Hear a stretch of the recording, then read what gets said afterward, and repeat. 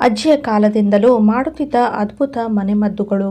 ಶುಂಠಿಯನ್ನು ಜಜ್ಜಿಕೊಂಡು ಅದಕ್ಕೆ ಸ್ವಲ್ಪ ಬೆಲ್ಲ ಅಥವಾ ಜೇನುತುಪ್ಪವನ್ನು ಸೇರಿಸಿ ಕುದಿಸಿಕೊಂಡು ಕುಡಿಯುವುದರಿಂದ ಗಂಟಲು ನೋವು, ಶೀತ, ಕೆಮ್ಮು, ನೆಗಡಿ ಸಮಸ್ಯೆಯಿಂದ ದೂರವಿರಬಹುದು.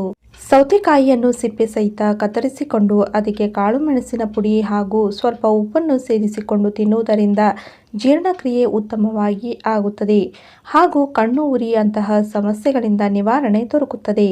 ಖಾಲಿ ಹೊಟ್ಟೆಯಲ್ಲಿ 1 ಲೋಟ ಬೆಚ್ಚಗಿನ ನೀರಿಗೆ ತುಪ್ಪವನ್ನು ಸೇರಿಸಿಕೊಂಡು ಕುಡಿಯುವುದರಿಂದ ಜೀರ್ಣಕ್ರಿಯೆ ಚೆನ್ನಾಗಿ ಆಗುತ್ತದೆ ಹಾಗೂ ಮೆದುಳಿನ ಆರೋಗ್ಯಕ್ಕೂ ಸಹ ಇದು ಒಳ್ಳೆಯದು. ರಕ್ತಹೀನತೆಯ ಸಮಸ್ಯೆ ಹಾಗೂ ಹೃದಯ ಸಂಬಂಧಿ ಸಮಸ್ಯೆಗಳಿಗೆ ನುಗ್ಗೆ ಸೊಪ್ಪನ್ನು ಅಡುಗೆಯಲ್ಲಿ ಜಾಸ್ತಿ ಬಳಸುವುದು ಒಳ್ಳೆಯದು. ಇದರಲ್ಲಿರುವ ಕ್ಯಾಲ್ಸಿಯಂ ಹಾಗೂ ಕಬ್ಬಿಣದ ಅಂಶ ದೇಹವನ್ನು ಹಾಗೂ ಆರೋಗ್ಯವನ್ನು ಚೆನ್ನಾಗಿ ಇಡುತ್ತದೆ. ಊಟದ ನಂತರ ಶುಂಠಿಯ ನೀರನ್ನು ಕುಡಿಯುವುದರಿಂದ ಜೀರ್ಣಕ್ರಿಯೆ ಸುಗಮವಾಗಿ ಆಗುತ್ತದೆ ಹಾಗೂ ದೈಹಿಕ ಅಸ್ವಸ್ಥತೆಯನ್ನು ನಿವಾರಿಸುವಲ್ಲಿ ಸಹಾಯ ಮಾಡುತ್ತದೆ.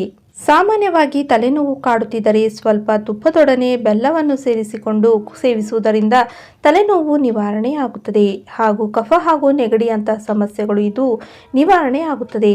ದೇಹದಣಿವು, ಸುಸ್ತಾಗುವಿಕೆಯನ್ನು ತಡೆಯಲು 1 ಲೋಟ ಬೆಚ್ಚಗಿನ ಹಾಲಿಗೆ ಬೆಲ್ಲವನ್ನು ಸೇರಿಸಿಕೊಂಡು ಕುಡಿಯುವುದರಿಂದ ನಮ್ಮಲ್ಲಿ ಚೈತನ್ಯವನ್ನು ಮೂಡಿಸುತ್ತದೆ ಹಾಗೂ ಹೊಟ್ಟೆ ಆರೋಗ್ಯಕ್ಕೂ ಒಳ್ಳೆಯದು. ಸ್ನಾನ ಮಾಡುವ ನೀರಿಗೆ ಬೇವಿನ ಸೊಪ್ಪನ್ನು ಬೆರೆಸಿಕೊಂಡು ಸ್ನಾನ ಮಾಡುವುದರಿಂದ ಕಣ್ಣು ಹಾಗೂ ಕೂದಲಿನ ಅನೇಕ ಸಮಸ್ಯೆಗಳಿಂದ ನಮ್ಮನ್ನು ರಕ್ಷಣೆ ಮಾಡುತ್ತದೆ. ಬೇವಿನ ಸೊಪ್ಪಿನಲ್ಲಿ ಇರುವ ಆಂಟಿ ಬ್ಯಾಕ್ಟೀರಿಯಲ್ ಗುಣ ನಂಜು ನಿರೋಧಕವಾಗಿಯೂ ಸಹ ಕೆಲಸ ಮಾಡುತ್ತದೆ. ಕಿತ್ತಳೆ ಸಿಪ್ಪೆಯನ್ನು ತೆಗೆದುಕೊಂಡು ಮುಖದಲ್ಲಿರುವ ಸುಕ್ಕುಗಳು ಹಾಗೂ ಕಲೆಗಳ ಮೇಲೆ ಉಜ್ಜುತ್ತಾ ಇದ್ದರೆ ಕ್ರಮೇಣ ಕಲೆಗಳು ನಿವಾರಣೆ ಆಗುತ್ತದೆ ಹಾಗೂ ಮೊಡವೆಗಳು ಬರದಂತೆ ಇದು ನಮ್ಮ ಚರ್ಮವನ್ನು ಕಾಪಾಡುತ್ತದೆ.